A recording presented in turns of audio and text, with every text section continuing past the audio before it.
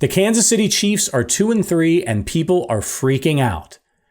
Everyone panicking after this start needs to take a deep breath. You're being prisoners of the moment. And this is nothing new. I've been covering the Chiefs since 2009, and trust me, every fan base does this. I've seen 100 first quarter Twitter meltdowns during games the Chiefs won, and I've seen "this team is cooked" comments in seasons that ended with confetti. And let me be clear, the Chiefs are still Super Bowl contenders. So if you're already tossing dirt on this team's grave after 5 games, you either haven't been paying attention during Andy Reid's tenure or you've lost your mind. Now, I'll admit it, there's reason for concern. The Chiefs have stumbled early and they've made their margin for error slimmer than it should be. Self-inflicted wounds cost them at least 2 of their first 3 losses. They can't keep giving games away. But there's good news. There are still plenty of winnable ones ahead. Now, being concerned isn't the same as freaking out, and plenty of people in the Chiefs' kingdom are freaking out. And there's a lot of fans from other fan bases, Bills fans and the like, who are already grave dancing on the Chiefs, and they're going to be sorry. Let's go to the history books, shall we?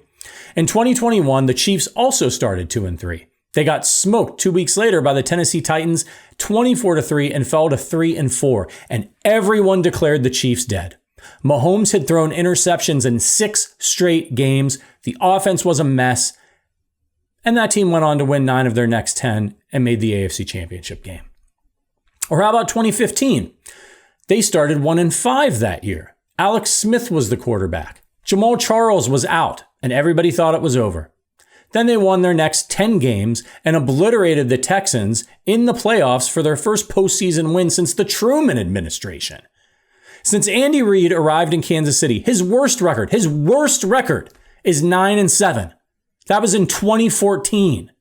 So if you're writing the eulogy for the 2025 Kansas City Chiefs, a team that has been to 7 straight AFC championship games, 5 of the last 6 Super Bowls, and won 3 of them, a team that still has Patrick Mahomes, Andy Reid, Travis Kelce, and Chris Jones, you're either a hater or you're delusional. Yes, the start has been frustrating. The loss to Jacksonville stung, but I actually feel better about this team than I did about that 2021 group. I feel like Mahomes and Reid dragged that subpar offense. Yeah, they had stars. They were performing horribly. They dragged them into the playoffs. This offense is improving every week. Losing Xavier Worthy early hurt, but now he's back and the offense looks as explosive as it has since Mahomes' 2022 MVP season. And it's not just Worthy. Tyquan Thornton looks like a steal, leading the team in receiving and bringing back the deep ball. He's made an impact in every single game so far. He's not a flash in the pan.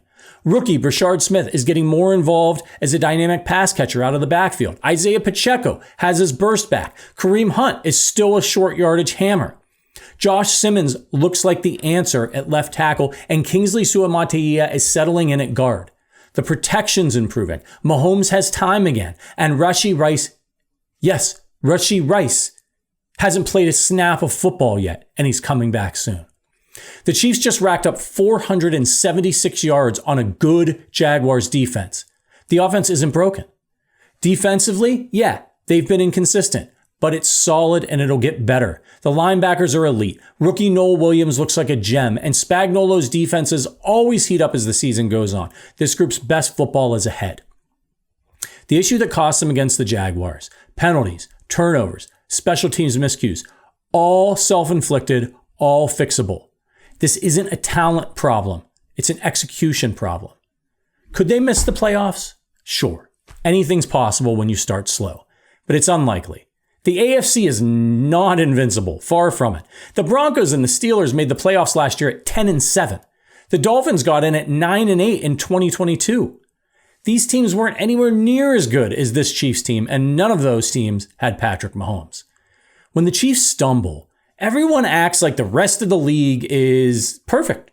Like nobody else is going to hit a rough patch or drop games they shouldn't. Newsflash. It happens every year.